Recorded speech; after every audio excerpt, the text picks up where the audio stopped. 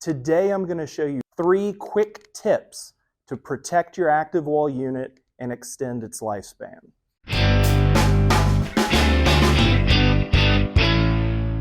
Hey, I'm Ferrell, Vice President of Engineering at ActivWall. I'm standing here with an example of our ActivWall bifolding window product.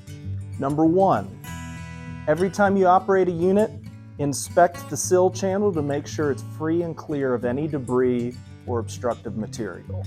Number 2, regularly inspect all hardware, screws, and fittings for tightness and possible wear.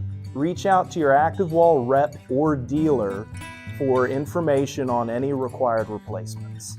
Number 3, once or twice a year, rinse down the unit with just fresh water, a garden hose, or soapy water, no abrasive cleaners.